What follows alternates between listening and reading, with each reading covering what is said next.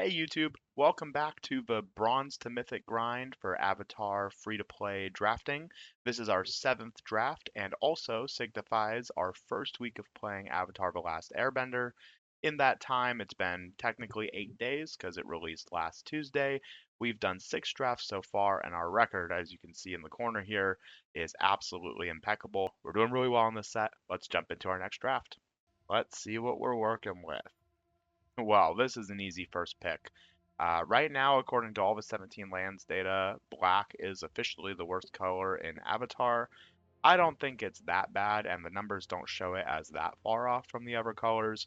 But cards like this are definitely how you justify getting into it. Day of the Black Sun is an absolute blowout of a board clear. It doesn't remove the Earthbending delayed trigger because it's not actually an ability of the land, but it removes indestructible and it can't make it so that things are protected and destroys all creatures. It's a hard reset, and because it's based off mana value, you can cast this for X equals 0 and destroy just all the land creatures. So for 2 mana, it basically says destroy all Earth lands, and that is pretty strong. Other good cards in this pack, Aang is ridiculous. It's a really good uncommon.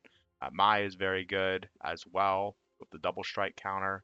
Hama's also quite good, although very committal on the colors. And then, of course, we have a Deadly Precision and a Pirate Peddlers in this pack we might wheel. We'll keep all of those in mind.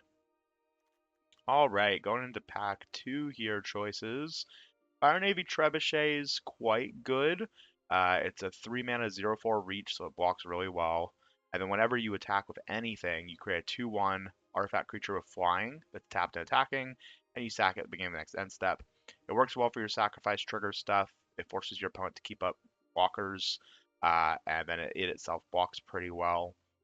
Genuinely, the next best card here is Combustion Technique, and I do think this card is quite good as an instant speed deal 2 for 2, and then it can deal more if you have Lessons in your graveyard. However, we're confidently black, and we don't really know what our other color is, and nothing here is good enough to convince me to start taking a second color when Fire Nation Trebuchet is great. Pretending Poxbearers is also quite good. It's good in the Sacrifice deck, good in the Ally deck, but we're going to take the uncommon. Well, that is good enough to get me into red, I want to say. Cave of Two Lovers is decent. 4 mana, make 2 1/1s, search for a mountain, and then Earthbend 3 is just pretty good on all 3 of its modes. Problem is it's a 4-drop, it's a little slow. Jong's very good. It's a Lesson Matters card, but also just a good card. But the last Agni Kai is removal, it's firebending. The only black card in this pack is Messenger Hawk. I don't know exactly how the collated packs work, but I'm pretty sure Messenger Hawk can't count as the only black card, which is concerning because it means in the first 2 picks someone took a black card, but they didn't take the last Agni Kai. We're going to take it pretty happily. I do not think Fire Nation Palace is very good. I think it's a little bit of a trap for a rare. Unfortunately, everything else in this pack's pretty mid. Yuyan Archers is fine. Vindictive Warden's pretty slow. Guru Pathic is probably, one of the better cards in this pack. And I think Cat Gator is unfortunately very slow. Even in like a mono black deck, just getting up to 7 mana is difficult, especially since like firebending's the way we're going to be able to do it, I guess. I'm just going to take the removal spell. It's an anti-flyer removal spell, so it costs 1 less if it's targeting a flyer. And now we're getting a 5th pick, Twin Blades. That tells me red is wide open, like wide open. This card's absurd. I would first pick this card. I keep taking it, funny enough, and so I've had a lot of drafts with it, but I don't think I care. Twin Blades is just that good. Flash, Double Strike, it almost always 2 for 1s. I think Long Fang's fine. It's okay. It's the fact it's another is a little bit of a bummer, so it doesn't count itself. I think Rumble Arena is good, but I'm gonna take a Mongoose Lizard here. I'm definitely red, and Mongoose Lizard helps with that. Rumble Arena is a decent pickup, but if we're not Earthbending, Rumble Arena is a lot less exciting.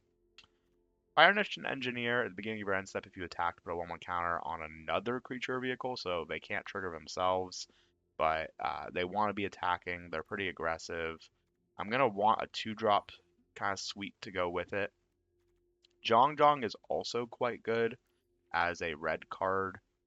I'm going to be completely honest. I might take Jong here. I think Jong is the better card. It also cuts off red harder. We already saw one go by. And as good as Day of the Black Sun is, my red is arguably already better than my black outside of Day of the Black Sun. So I might want to keep that in mind. Here, I don't think Fire Nation Worship is, that impressive. I do think Corrupt Court Official is very important. It sacrifices itself, and it's an early play. Hand hate is super important in this set. And then now we're getting a Boomy's Bash ninth pick, obviously better than Pirate Peddlers. I didn't even think this card would wheel, so I didn't even call it out in our opening pack. But red seems just absurdly wide open, and green and black seems just fine. Here, I've been really unimpressed with the Vindictive Warden, and I've been very impressed with Earth Rumble Wrestlers, but we're not Earthbending at all, and that makes this essentially a 4-mana 3/4 reach on my opponent's turn, and a 4-mana 4/4 reach and trample on my turn, assuming I played a land. I'll take the Warden here, it goes in our deck. And now I'll take a Wrestlers. I don't know, but reach is super important in this set, but this card's very mid. Um, Absolutely is filler at this point. So now what we're looking for is we want things that care about sacrificing stuff. I think Rebellious Captives is a much better card, but I don't think we're green at all right now. And we wield the Yuyan Archers, I guess. I'll play it. It's another reach card. People have been complaining about the Flyers in this set just getting out of hand too quickly, and I agree that they are quite strong. But there's a decent amount of reach, and I think people just aren't really playing a lot of these cards, and I think their win rate will go up over time as people realize that there's a reason that there's so many good reach creatures. Oh my goodness, this pack is awful for us. We could take a Sold Out, which is decent, but Avatar's Wrath is just crazy. Choose up to one target creature and then airbend everything else. Until end of turn, your opponents can't cast spells from anywhere but their hands. So it's essentially a hard board clear. It's especially brutal against the Earthbent lands because it's just destroy them. It's actually so strong that I'm going to take it here and potentially we'll go into Mardu. Oh man, this is a choice. So I think Firebending Student is very okay. It is good on the attack. It synergizes a little bit with what we have. I think Team Avatar is insane. This card is a rare. I don't care what people say. I know it's an uncommon technically. This card reads like a rare, plays like a rare. I'm taking it. So in a way, we've basically picked up back-to-back white rares. Mars Bender's Ascension it's fine. It's not good enough to get me into another color, that's for sure. Zao, whenever you sacrifice another permanent creatures you control, get +1/+0 until end of turn, is good, but unfortunately all the things we have that sack things are on end step, which is just Fire Nation Trebuchet. I've also been just generally really unimpressed by this card, funny enough. Just a 4-mana 3/4, kind of doesn't do anything. I think Zuko's Exile is not a great pickup here. Earth Village Ruffians is pretty decent. Abandoned Attachments is decent. Wow, this is not like a pick I'm super excited about. I'm going to take the Callous Inspector. I've been impressed with it. It goes well in the sack deck. We end up there, hey look, a second Zao. Or I can take a red-white tapped land, Azula Always Lies, or a Swamp Cycler. Well, ain't that a choice? I think I'm going to take the red-white tap land here. There's a lot of reasons for this, but I think we're actually on the cusp of practically just being red-white and cutting all of these black cards. Black just hasn't seemed particularly open or exciting, and our white cards are so much better than everything else going on right now. I'm not playing these Earth Rumble Wrestlers almost ever. And so look, now we're getting the Fire Nation attacks as a 5th pick. I could take a second Trebuchet. Second one is good. They go well together. But I think the Fire Nation attacks is crazy, so I'm going to take it. Vengeful Villagers, whenever this creature attacks, target I can tap a target creature an opponent controls. Revelations, I think, is super mid. Tap it, you may sacrifice an artifact creature. If you do, put a stun counter on it. I don't know. 4-mana 3/3, whenever it attacks, tap something. Seems pretty decent. I could take like a Yuyan Archers. I could take a Curious Farm Animals, actually. Nah, we'll take the Villagers here. Tiger Dillo. We have Mongoose Lizard as a creature that's big enough. Everything else, not really. take a Freedom Fighters. That is what the red-white deck is trying to do. Is like allies, like aggro, go wide ally synergies. It also synergizes really well with Avatar's Wrath and just doing all those things. Yeah, I'll take it over a second red-white land, I guess. And look, we're getting another Freedom Fighters here. Yeah, okay, we're going into more of like a red-white aggressive strategy. Enter the Avatar state, gains flying, first strike, lifelink, hexproof. Yeah, it seems pretty good. We don't have a lot of crazy creatures right now, but it looks like we're going into like a more aggressive red-white kill them before they get to do things. If so, Fire Nation Raider becomes a lot better. I still don't think Zhao is particularly impressive. I think it's better than Azula always. No, I think Azula always lies might be better if we end up in like a Mardu-y kind of thing. Rough Rhino's fine. Super mid though. We have a lot of very mid cards, but we're just getting paid off on switching to white here. We now have Suki. Other creatures get +1/+0. Whenever another permanent you control leaves the battlefield during your turn, make a 1/1, but only once per turn. This card's insane. It's double white, and there is a Twin Blades in the pack, but I think we're confidently white at this point. And the question is just going to be, are we even playing black? We have some individually very good black cards, but the problem is Day of the Black Sun's double black. Makes it a lot harder to cast, for sure. So let's say we cut all of this black. What are we at? We're at 18 cards, but those 18 cards include a bunch of cards that I'm like super whatever on, I guess. This is a 2-drop Swamp Cycler. Oh, hey, maybe we are Mardu. That is literally the Mardu payoff. 3 mana, 2/4, firebending, essentially 2. Whenever you cast a spell from exile or a permanent enters from exile, put 1 counter on every creature you control. Right now, we just have, for things entering from exile, Avatar's Wrath. We are looking for more airbending-y things, but he's also just a very efficient creature. 3 mana, 2/4, and nothing else here is really exciting. Maybe Glider Kids. Yeah, maybe we are going to splash for our bombs in black.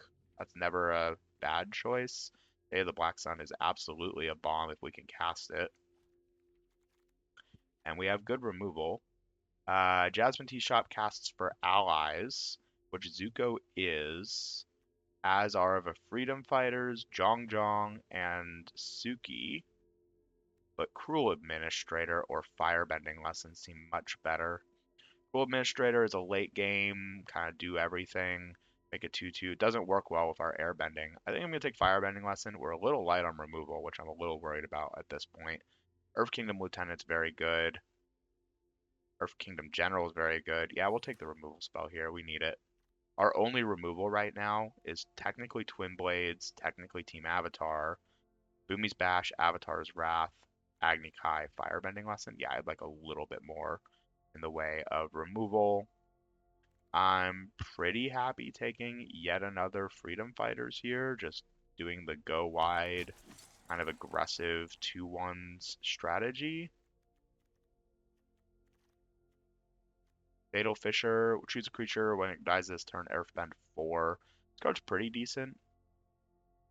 Not crazy. Hastar Riot with 3 Treetop Freedom Fighters is actually quite decent. I generally do not love this card, but I think with this many aggressive plays, it's pretty decent. The problem is I'd rather have just a 2-drop here, and Pretending Fox Bears is a 2-drop. Whoa! June is very good. Okay, well, we're getting a June here. June says they can't be blocked if you've drawn 2 cards. You can sacrifice another creature to make a clue on your turn. You can go to attacks, and then, sack one of our 1/1s, turn it into a clue, yada, yada, yada, yada. Vindictive Flame Warden's super mid. I think this card's also pretty whatever, but we are a little bit in need of 2-drops. I might play this. It's an ally. It's a 2-drop. Yeah, and now I'll take the Swamp Cycler. We're a little light on our fixing, and I think this card's actually quite good if we're able to cast it. I think we're just dedicatedly going to be playing the black cards. Ugh, I don't like any of this. Do I have any lessons at all? I have 2 lessons for the Fire Nation cadets. I mean, I'll take it. I don't think I'm playing it. How to start a riot or yip yip. +2/+2. If it's an ally, it gains flying. Not bad. I actually think we're a how to start a riot deck. I hate this card for the record. I just do not think it's great. But with 3 Treetop Freedom Fighters, I think we need to be the aggressor. Rumble Arena Wheeling is a gift. And then I'm not playing a Shrine. I'm not playing a Foggy Swamp. And we're not playing Mountain. All right, this is a rough deck. And so what that means is we're actually not, aiming for a 7 wins here. Obviously, if we can get it, awesome. We're looking to minimize damage. I think this is a deck that absolutely has the capacity to go 0-3. So our goal is to just hit, kind of our break points of 3 or 4 wins. And if we can do that with this deck, I'll be ecstatic. We right now are playing a complete deck, cutting a swamp, and this is the deck. Cards we're not playing. Vengeful Villagers is unfortunately just so slow. 4 mana, 3/3, and only when it attacks you can tap a creature, and it's only 1 creature. I don't know. It just feels really, really slow. I might want to put in some more black cards for removal and early game. Oh, this is going to be an interesting one to build. So I'm going to throw in all the cards that we could consider actually playing. I think the rest of these cards are not really worth it. So if we want to go farther into black, we have a Swamp Snare Trap, Corrupt Core Official, Azula Always Rise, and a Callous Inspector. All these cards are quite good. I think the Callous Inspector is significantly better than the Fire Nation Warriors, given that we don't have a lot to use for that. We don't really do a lot with allies, so the artifact is kind of mid. I really don't like these Vengeful Villagers. I'm cutting them. Can't make me keep them. And then we're cutting a land, so we get 1 more cut here. How many lessons did I say we had? We have 4 lessons now. Firebending lesson is a lesson. Enter Avatar state being a lesson is actually kind of crazy. And then Azula Always Lies and How to Start a Riot. How to Start a Riot being copied would actually be kind of crazy. Okay. This is looking a little better. We need 1 more cut. In theory, it's a 3-drop. I'm not cutting any of these 3-drops. Ain't that something? Could be the Archers. It's an aggressive 3/1, but it just kind of dies to everything. And we have nothing that helps us with our graveyard. It just kind of filters for us. I don't like cutting 2-drops in decks like this, though, where we're worried about actually being able to get there. But it doesn't really synergize with any of our other effects. Okay, here's the deck. We're going to cut a land. That land is definitely not red. Whoa. Might be white. Yeah, we have 2 double white cards, but the Rumble Arena and the Sunblast Peak help a ton with that. All right, here's the deck. 40 cards, 16 lands. I think this is one of the, bottom tier decks we've drafted. Let's see if we can make the most out of it. All right. I see lands and spells. We can't cast Fire or Zuko until we hit a red or a white spell, but that's kind of okay. Actually, we might want to cut Fire Lord Zuko. He's just a 3-mana 2/4 Firebending 2 in our deck 90% of the time.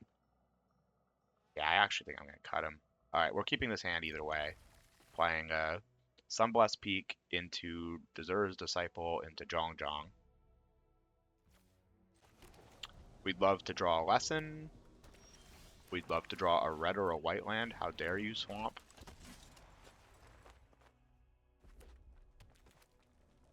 They can play whatever they want here.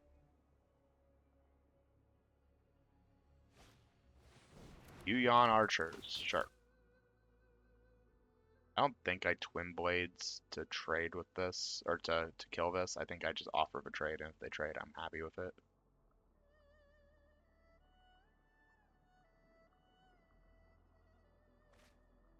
Discarding a green card. They could be tight on mana.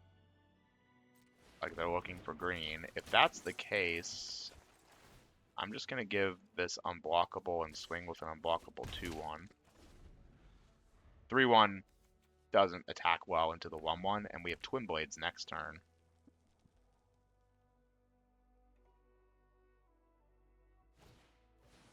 Iroh's Demonstration to kill my 3-drop? Sure. And then I get to play Zhong Zhong. Sure. And then I'm just going to attack. We have now, if we draw a white source, we can play Avatar's Wrath. If we draw a white or a red source, we can play Zuko. Playing Zuko first would be better.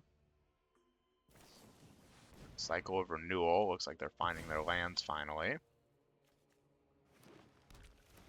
We can give Zhong Zhong unblockable. Oh hey, that is a mountain, which means I can play Zuko. And I will. I think I'm just going to give Deserter's Disciple Zhong Zhong unblockable, as the 2/4 blocks pretty well. We get Firebending 1. We have nothing to use it on right now. Alright, now White Source gives us Avatar's Wrath, which we have absolutely no need to cast right now. We're in no rush for that. I would honestly just love a lesson for Zhong Zhong. We have a ton of Firebending next turn as well, so Lizard Blades is basically free, or Twin Blades, sorry. Keep saying Lizard Blades. From Kamigawa, there's a 2-mana equipment / creature that gives double strike, and you could pay 2 to equip it to a creature, or it was just a creature on its own. It was a 2-mana 1/1. Very good, and the art is similar. Oh no, my Zuko. I kind of don't care about that, do I? Well, now we can kill everything at any point. I don't think I'm doing that. I think I'm just attacking with Zhong Zhong, because they can't block with Zhong Zhong. But it's a 2/1 into a 2/3.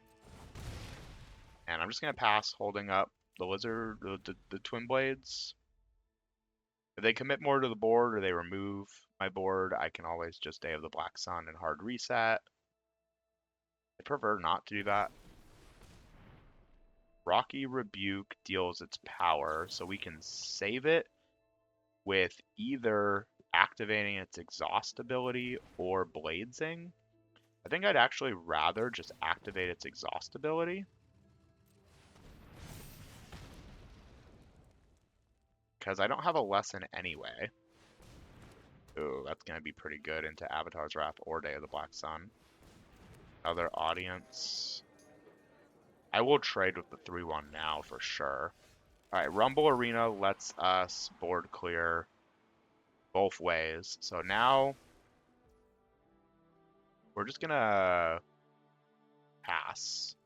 They get to Earthbend 4, and when they do, they draw a card. But then we're going to Avatar's Wrath and just replay our board out. And we can always Twin Blades to save it. This is Airbend everything but one creature. Okay.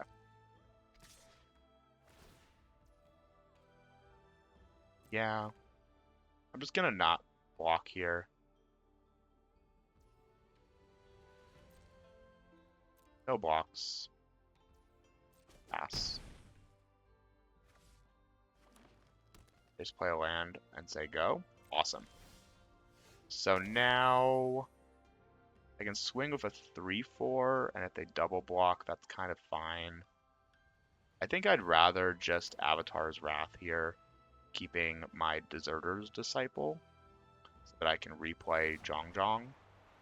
Target up to 1 target creature. Airbend all other creatures. So I want to keep my Deserter's Disciple. Airbend everything else. And they won't be able to cast any of these 3 cards next turn. So their Lightning Strike. Oh! Killing the creature I target makes it fizzle because it's the only target. Oh no. Well, now we have to board clear to survive. We're just dead on board right now if they have another removal spell. I did not realize that worked like that. I would have just targeted nothing. Oh. Earthbend 4, we die? No way they miss lethal here.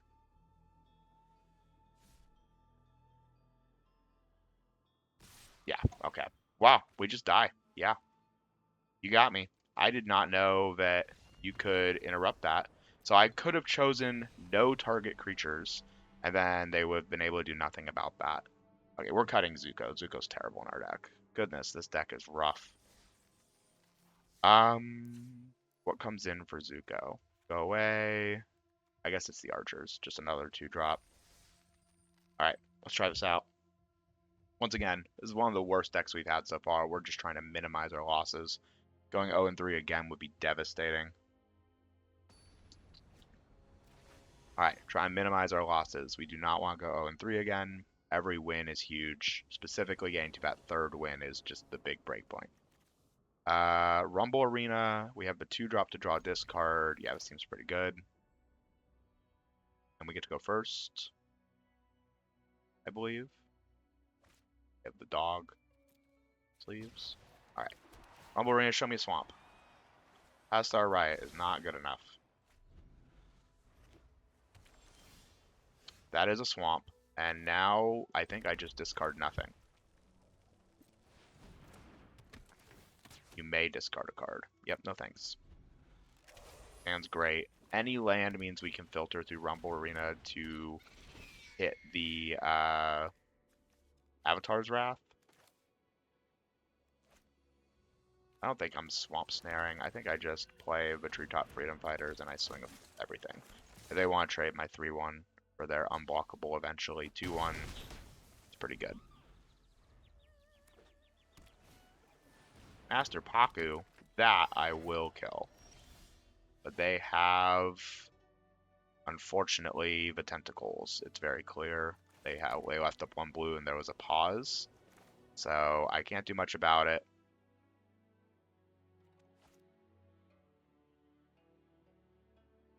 I do kind of want to just get it out of the way, don't I? It's a lesson, though, so then they start milling me. Yeah, I'm still going to do it. If they want to spend the tentacles here to save Paku, that's kind of fine. And then I just say no attacks. That's Octopus form. The lesson gives 1/1 and hexproof and untaps it. Target player mills X. 1 card. Thank you. I don't want that. No blocks. He has prowess. I don't want to play into that at all. Azula on the hunt is pretty good, if you ask me. I think we're Airbender's Wrathing here. And this time they have no mana up, so I will target my 1/1, because otherwise it would just go away. Airbender's Wrath means they can't play the other one, either of these creatures until the next turn. They have a second Azula on the hunt. That is just disgusting.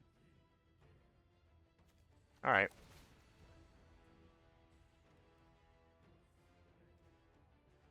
I guess we're Day of the Black Sunning eventually here. But in the meantime, play out creatures and stuff. Yeah, this is brutal. We're in defensive waiting room. You lose 1 life and create a clue. And they firebend 2. Alright, I'll offer a trade here. And they may just replay the other Azula. Crack the clue, sure. We have to get Azula number 1 off the board anyway, because they have the second one to follow it up. And we now need a swamp to clear this board in full. Corrupt Court Official is pretty decent. They're getting low on cards.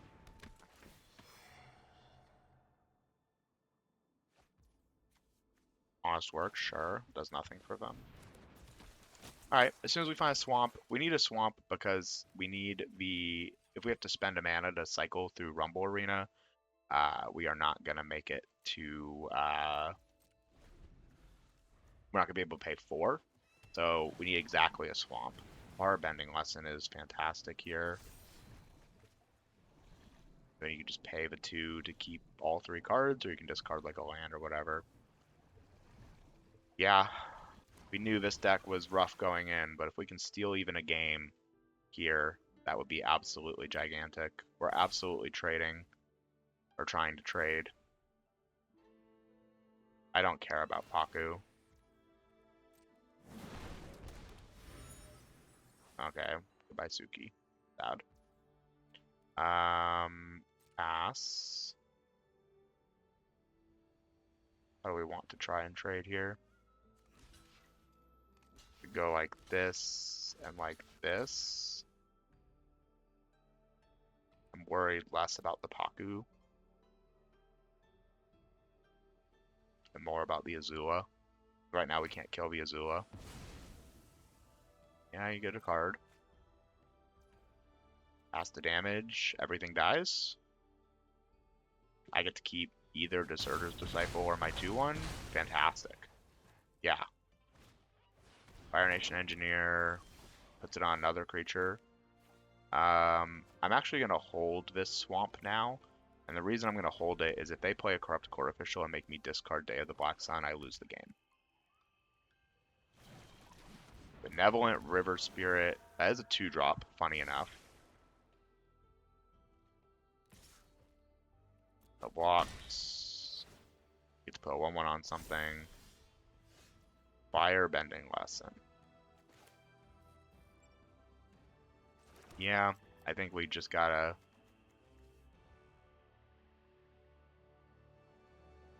take 5 here. Yeah, I think we take 5 here. I want to see them just play another creature of any form. We can kill almost anything.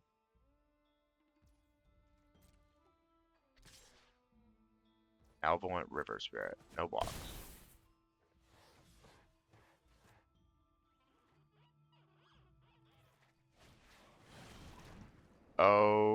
Okay. They draw 7 and shuffle their... Oh my goodness.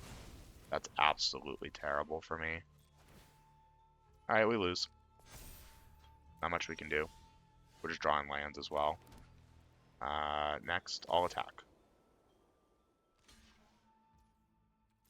I mean, it's possible they drew just like 7 lands. They have 8 cards in hand. It's very unlikely. I'm expecting to see like I remember that they have 2 Azulas. Oh, and a Mythic. Sure. Man, this is brutal. I don't know what the point in staying around here is. We have basically nothing we can draw in our deck that's going to get us back into this. There's the Master Paku. Forecasting Fortune. Yeah, I mean, they drew 7 cards. What are you going to do?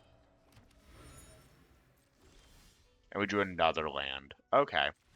Well, we're 0-2. Like I said, this is one of the worst decks we've had.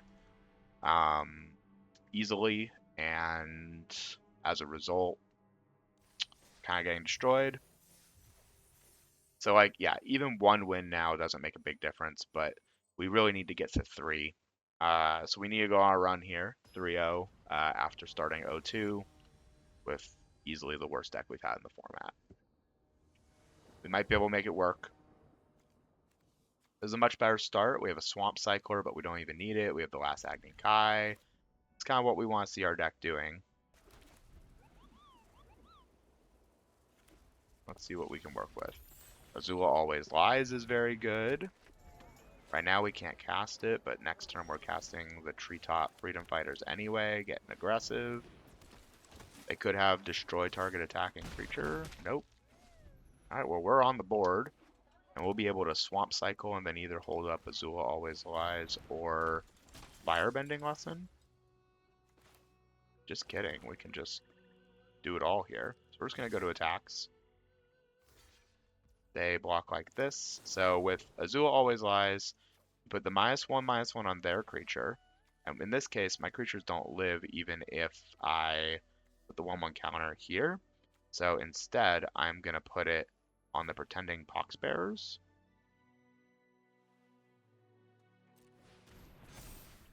And I could trade like this, but actually, with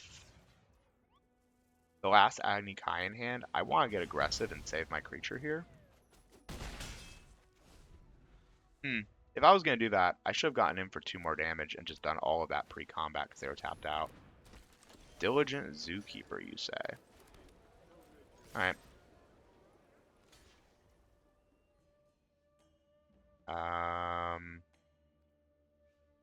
Yep, go to damage.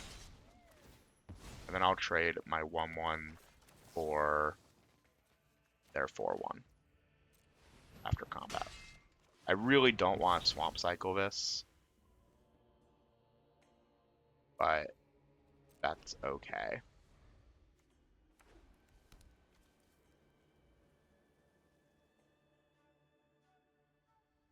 Oh. That is not how that's supposed to work. 4/3 is good here. Corrupt Court Official. Discard a card.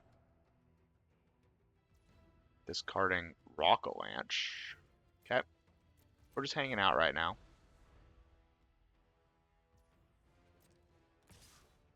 I'm not blocking this. What? Is this also Avatar's Wrath? A second one. Oh, that's not good. That's really good. Start getting something unblockable every turn. I could have Swamp Cycled this at this point, but what would a Swamp have done for me here?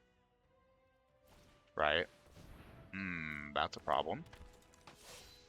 We are now on... We can't block any of these. Oh, goodness. We're now on a 1-turn clock. Bar Drive Rallier is irrelevant. Okay, I think we now...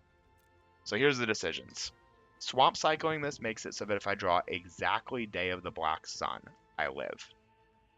But not Swamp Cycling it means that drawing exactly a swamp keeps me alive. Right? Swamp plus O. Yeah. Oh no, because they can just Waterbend 5 and put 1/1 counters on the one that I can't block. So we have to draw either Avatar's Wrath or Day of the Black Sun.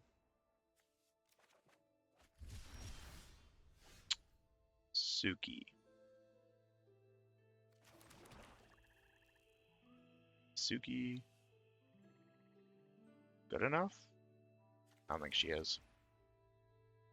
Alright. 0-3. Absolutely destroyed. This deck sucked. Oh well. I feel like I could have made some maybe better decisions in the draft, but I also feel like we got some pretty tough matchups and did not draw well either. And as a result, we just lose. Oh gosh. What an absolute brutal way this set has been going. I feel like it's been super polarizing for us so far. But that is just a heartbreaker after how well we've done. So that's back to back getting 2-7 wins and then an 0-3. Twice we've done that. But what are you gonna do? I think this goes to show one of the reasons maybe black is weaker in this set. Like we pack one, pick one to black rare that I desperately was wanting to play in my deck, and we just consistently didn't see any cards we were really excited to pick up in black. It may be we were getting cut off, but I feel like this happens consistently of like I really ever only want to be splashing black. There's just not enough black cards at common and uncommon that I want to be putting in my deck that I take them and play them. Callous Inspector's super mid. Azul Always Lies has been good. Corrupt Court Official is very replaceable but decent. We never saw the June. June is one of the cards you want to be playing for it. But everything else is kind of just whatever versus the deck. You know, the cards we saw from other decks just outperformed us. And as a result, we went 0-3. All right. As promised, I wanted to show off how I complete rarities or move towards completing rarities for a set. So the first thing I do is I go over to the set collection in Avatar over profile by clicking the Avatar one, and it shows me these blue lines. When a rarity is blue, that means you get to collect one of everything in that rarity. You will not be able to see how far you are away from collecting 4 of everything in that rarity until you've gotten at least 1 of each. So the first step is when you get close like this, for the commons and uncommons, is to craft 1 of every card, but you can see how much farther you are away from just completing out that rarity. At a certain point, you'll have the wild cards to do it, and you'll deem it's worth it. For me, I like to keep about 30 wild cards in a rarity for myself, so in case I want to build things for other decks. For the purposes of this free-to-play Bronze to Mythic run, I may go a little bit lower than I normally do. So to that end, I will show you how I get those last 30 and give or take 60 commons and uncommons filled in, because I do, as you can see, have more than enough commons and uncommon wildcards to do that. So I go over to decks, I do a new deck. I like to have it on the left to right side. We're going to select our format as limited. That way it only shows us the cards we can collect for the set. And using our little filter icon in the top, I'm going to go to not collected at all, so 0 copies. You have to uncheck collected. We're going to just do commons first.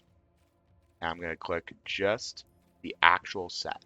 This set is the jumpstart cards, basically cards you can craft for other formats. We only care about the ones we can open limited because that's what will be our set completion. And then I'm just going to click OK. And what this is this is every card that I've yet to draft once. I haven't opened a single pack for Avatar. I'm now going to put one of every one of these into, oh, that's 2. One of every one of these into my deck as if I was building a deck. And it will put in basic lands to support it. Doesn't know. So now I will click craft all. 33 wild cards, yes, finish deck. Now this deck is worthless. It's basically just all commons, of course. Now what I'm going to do is I'm going to go back to my profile. And I'm going to just discard changes. I don't want any of these cards. I don't want to actually save it as a deck. Oh, we're 1 short on commons. So we need to go back. This is where it's a little finicky. I really wish there was an easy way to do this, but this is, in my experience, the easy way. So once again, I'm going to pick limited. I'm going to pick just Magic the Gathering Avatar, just commons and cards I have none of. Not collected. It says I have none. What's happening here, happens occasionally, is it will tell you you have all the cards, but really you have a card from another format that's the same card. So sometimes they'll reprint cards across sets with the same name and everything.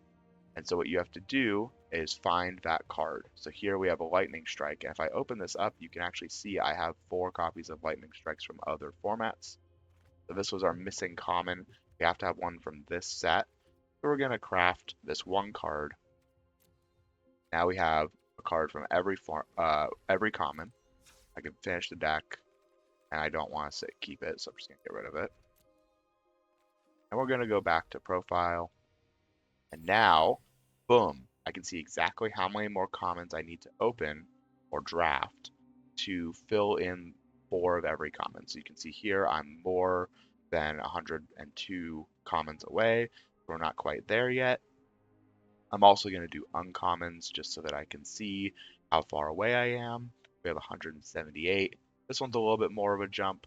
Why not? Let's do our uncommons as well while we're at it. We're within a range where I'm okay with doing that. All right, so we're going to do the same exact settings. We're going to go to limited. We're going to go to I own none of it, but we're going to do uncommons this time. And there should be more uncommons I've drafted 0 of. Which is okay. Uncommons are harder to fill in. But this gives us an idea of just how far away we are from completing a set. And it's a necessary step to know when you should pull the trigger on finishing out with your with your wild cards, or if you should save your wild cards until you've opened more packs and done more drafts. In our case, we're trying to absolutely maximize our rarities, and so to do that, especially at the uncommon and common level, we're holding on to a bunch of cards. We're going to craft all. 63, I believe, is the exact number, so we may not need to come back to this. We just spent 63 wild cards on wild cards. Oof, it's a lot. Say done. This one is a complete deck, so we're going to have to delete it manually because I don't want it. And we go back to profile, set collection. Avatar, boom, we can see how close we are.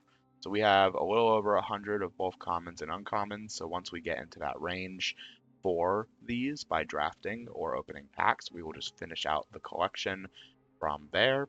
In the meantime, we now know where we're at. One of the other things I'll sometimes look at is if you go to collection here, it takes you to just Avatar and it shows you like uh, it kind of sets you up with collected, not collected, all the things, but you can't craft very easily from here. But it is helpful when you're looking at it this way to look at collected for of, because it helps you know what cards you don't need to take at the end of drafts. So I've taken enough of these cards through drafting, which I'm not surprised by, that if they appeared near the end of a pack, I should never take them because they don't help me fill in my collection. So, unsurprisingly, we've played a decent amount of red-green. I think we've had two red-green decks in our 5 drafts, so a lot of the core red-green cards that I value very highly at the lower rarities, even Pyro, who's an uncommon. We already have 4. We also already have 4 Rumble Arenas because that's not surprising either, given that we can put this in any deck. And First-Time Flyer and Airbending Lesson are both very strong, and I highly prioritize them. You can already kind of see 5 drafts in what cards I prioritize. More than others. And if you want to peek at the 3, which there's going to be more, over, to be about just as many of, you can see cards I also care about a lot, but maybe are fought over a little bit more. And then just about everything else is going to be either a 2 or a 1. The 1s, of course, being the ones we just crafted, or that we've only ever picked up one of.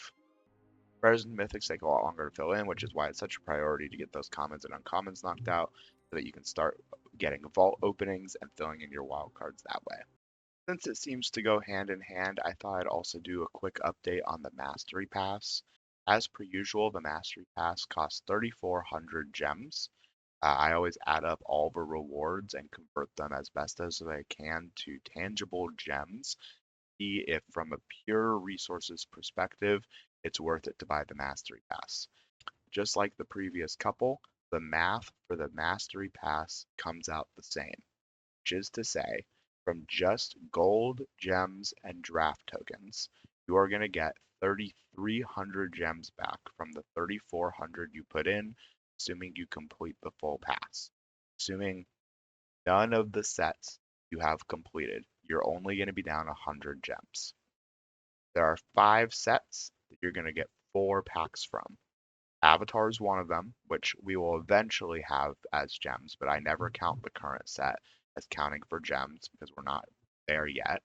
And so if for 2 of the other 4 sets you have completed the rares, you will make a profit by buying the Mastery Pass. For this one, the 4 most recent sets are OM1, Edge of Eternities, Tarkir, and Aether Drift. For me, I have completed the rares for Aether Drift and Edge of Eternities.